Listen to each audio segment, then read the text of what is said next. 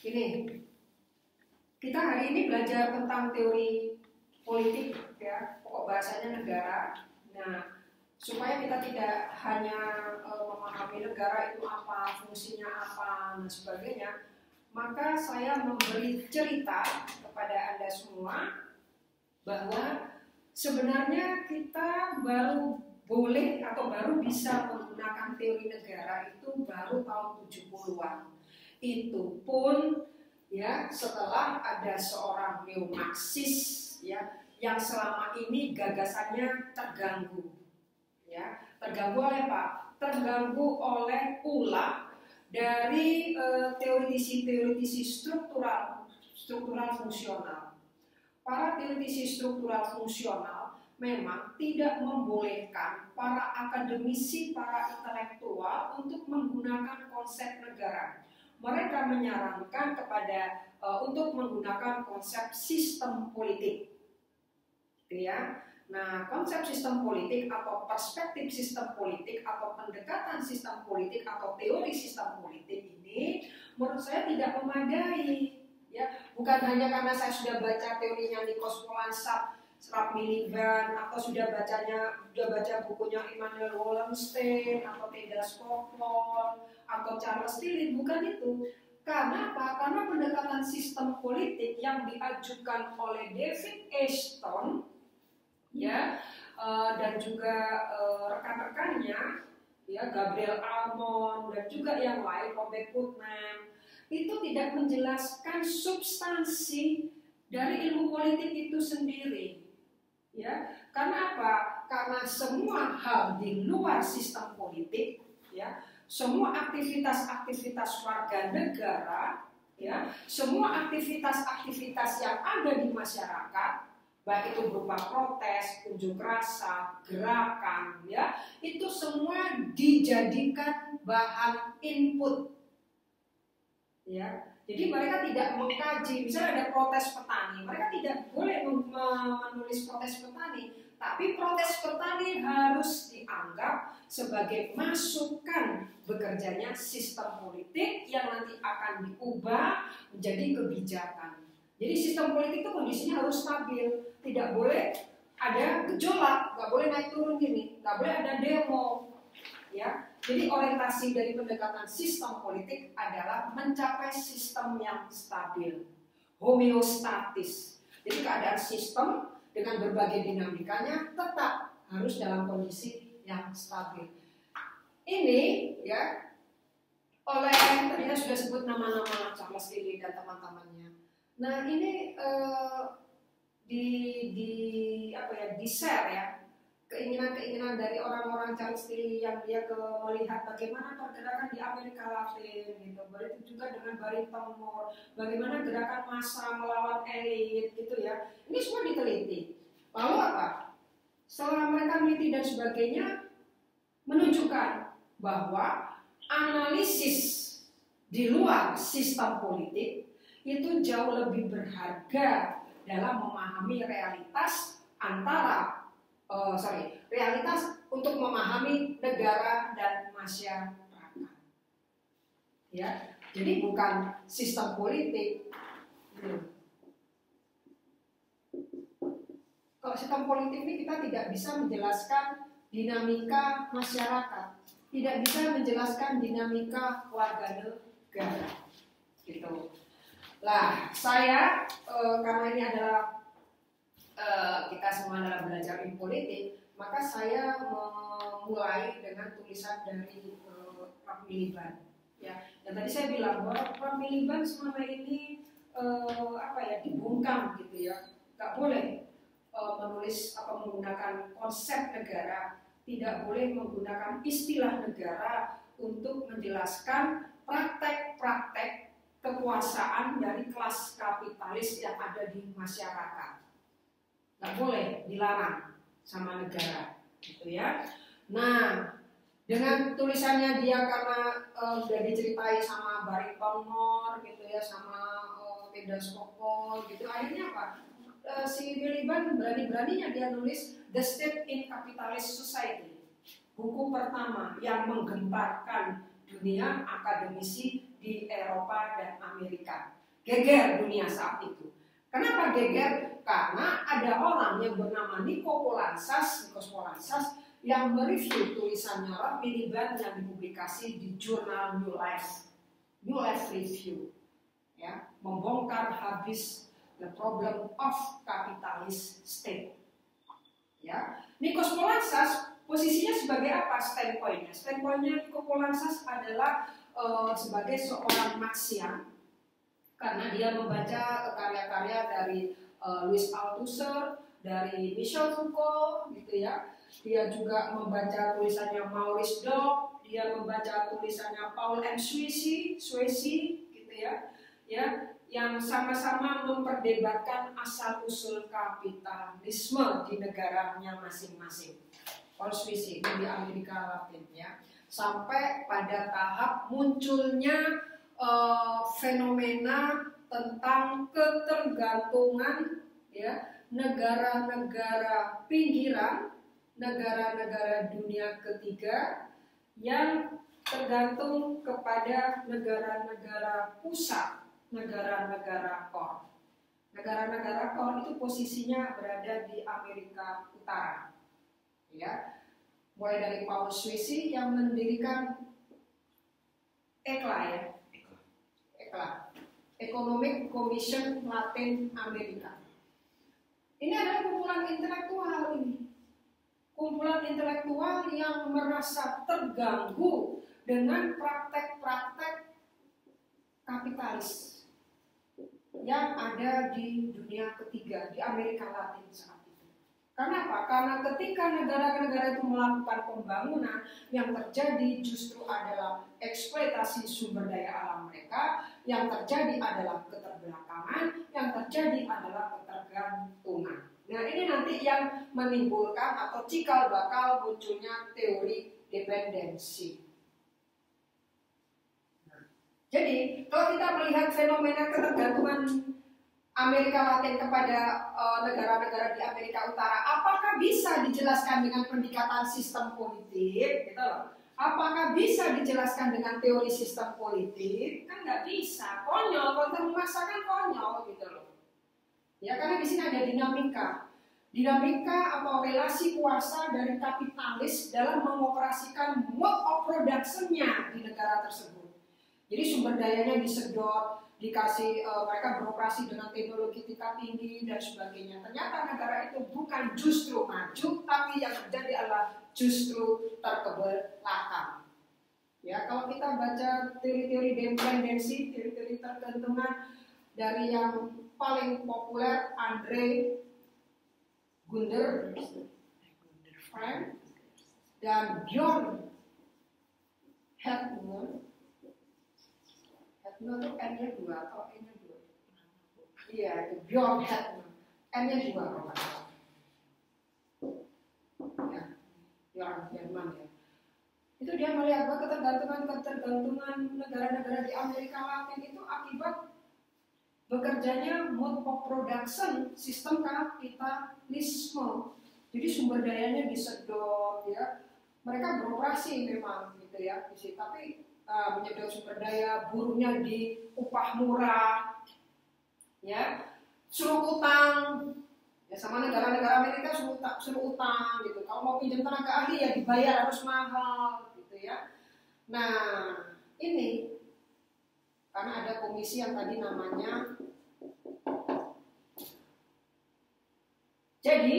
Nah sekarang kita ke jadi kalau Pak Samiruddin mau menganalisis, ya, untuk menyusun tesis misalnya tentang Omnibus Law Cipta Kerja, bisa pakai teori tentang negara dari perspektif Marxian, gitu. Karena dalih dari Omnibus Law Cipta Kerja itu adalah investor boleh mengekstraksi semua sumber daya alam yang ada di negara kita.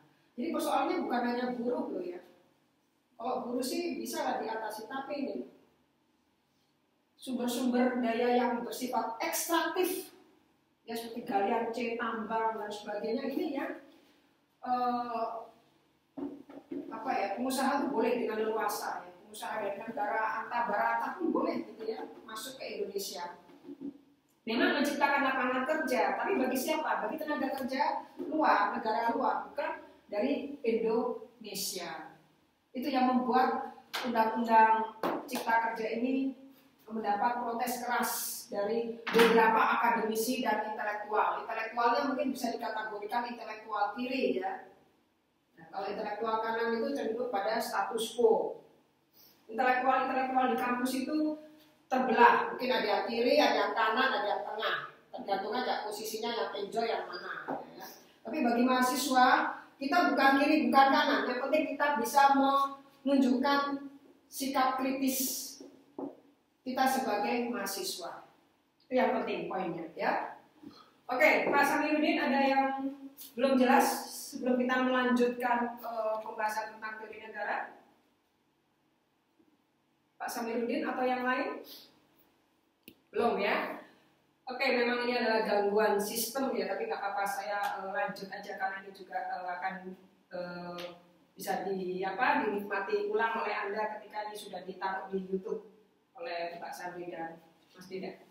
Saya melanjutkan dari bahasan tentang Nikos Polansas. Mundur lagi, saya balik lagi ke belakang ya. Nikos Polansas menteorikan negara dari sudut pandang Marxis. Marxis itu intinya teorinya apa? Teori tentang perjuangan kelas. Teori tentang perjuangan kelas. Ini yang penting. Kalau dalam perspektif Marxian yang klasik, ya, kelas itu ada dua, yaitu kelas dari kelas proletar dan kelas bourgeois. Kelas bourgeois itu harus dihancurkan. Yang jadi penguasa adalah kelas proletar, kelas buruh. Nah, sama Nikos Polansas tidak diterima sedemikian. Ya, kelas itu iya, perjuangan kelas iya, tapi kelas itu tidak hanya dua, gitu loh ya. Karena apa? Karena kadang-kadang kelas bourgeois itu dia berkolaborasi dengan negara, dia berkolaborasi dengan pemerintah, sehingga si Nikos Polansas bilang negara itu ternyata instrumen dari kelas kapitalis. Dia membangun konsep negara instrumentalis. Negara adalah instrumen dari kapitalis. Jadi negara itu hanya tempat aja, tempat penyelenggaraan kekuasaan, tetapi yang menjalankan kekuasaan itu didikte oleh kelas-kelas kapitalis. Jadi negara itu instrumennya kelas kapitalis. Ini yang penting, poinnya di sini. Yang kedua, dia ya juga menteorikan tentang negara strukturalis. Ya, satu sisi dia bicara tentang mengkonsepkan tentang negara instrumentalis, sisi lain dia mengkonsepkan tentang negara strukturalis. Ya, ini karena apa? Karena bacaannya Nikos Polansas ini loh. Dia berguru ke sini, berguru ke sini, berguru ke mana? Althusser, dia berguru ke Michel Foucault gitu ya. Nah ini, ketika dia menulis ini tesis ini, negara itu selain instrumentalis, ternyata negara itu juga strukturalis. Ini kan apa? Nah ini, strukturalis apa? Ala Althusserian. Ya awalnya si Polansas itu Althusserian. Dalam ini tertulis dalam bukunya The State, Power and Socialism tahun 78. Kemudian dia bosan dengan Althusser, dia beralih ke Michel Foucault. Ya, Michel Foucault seperti saya tadi sudah sampaikan dia anti esensialis. Begitu dia bongkar lebih dalam lagi, ternyata Foucault kamu ternyata tidak membahas tentang perjuangan kelas.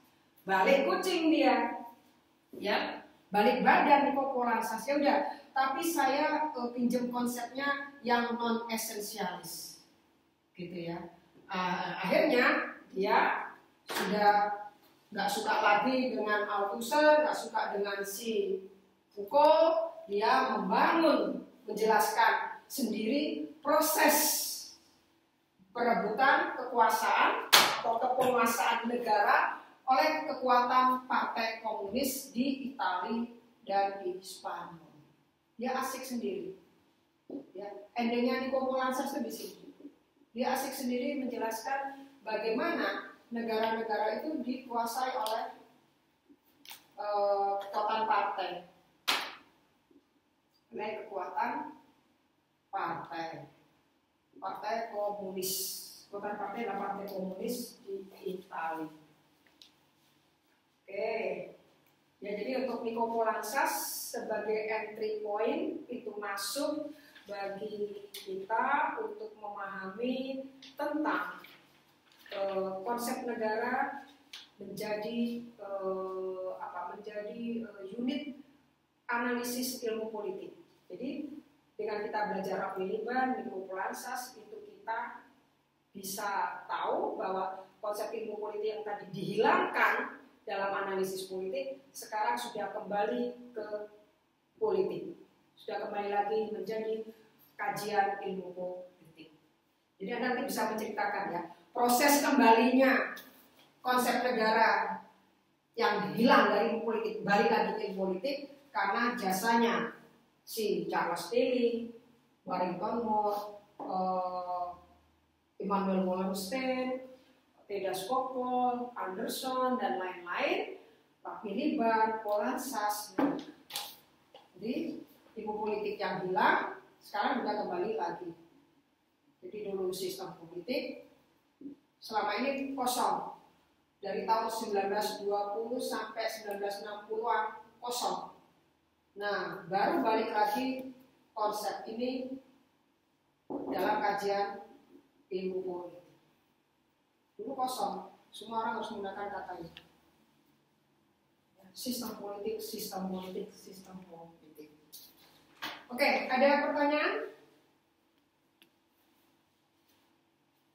Jadi sebenarnya banyak sekali yang konsep yang atau varian dari teori negara dengan segala macam perspektifnya itu kita pelajari minggu depan.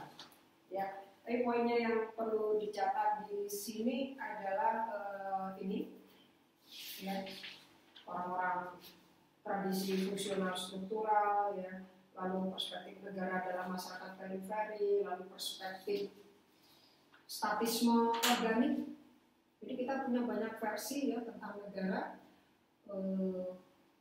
Ini di luar kuliah kita, di luar materi kuliah untuk teori politik, karena saya tidak bahas fokus di perspektif seperti ini, karena kita sudah punya titik tekan sendiri bahwa yang mau kita pelajari dari teori negara adalah perspektif elitis, pluralis, institusional, feminis, Marxian sudah, Marxis, dan ini. Ya. Jadi kita masih punya 4 perspektif untuk memahami negara. Sementara perspektif yang ini yang saya sebut di PPT itu organis statis, ya. Perspektif organis statis, perspektif birokratik otoritarian, perspektif negara periferal,